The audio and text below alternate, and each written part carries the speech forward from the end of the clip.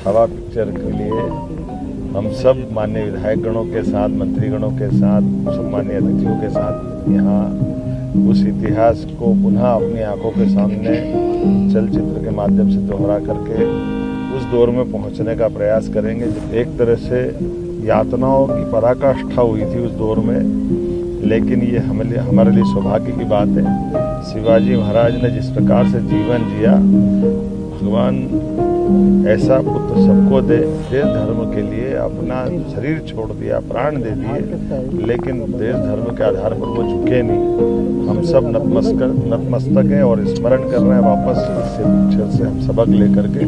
परमात्मा से कामना करें, बाबा महाकाल से कामना करें, कभी ऐसा दुष्वक्त वापस नहीं आए। यशस्वी प्रधानमंत्री के नेतृत्व में न केवल देश सक्षम बन रहा, सबल बन रहा, बल्कि अपनी संस्कृति का परचम दुनिया में लहरा रहा है। मैं आज के इस अवसर पर छत्रपति शिवाजी महाराज के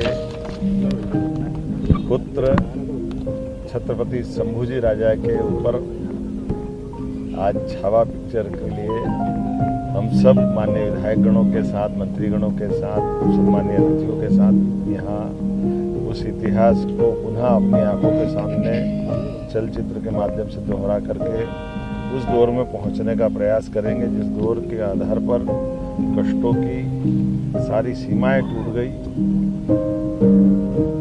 एक तरह से यातनाओं की पराकाष्ठा हुई थी उस दौर में, लेकिन ये हमारे लिए सौभाग्य की बात है। शिवाजी महाराज ने जिस प्रकार से जीवन जिया, भगवान ऐसा पुत्र सबको दे जिसने देश धर्म के लिए अपना शरीर छोड़ दिया, प्राण दे दिए, लेकिन देश धर्म के आधार पर वो झुके नहीं।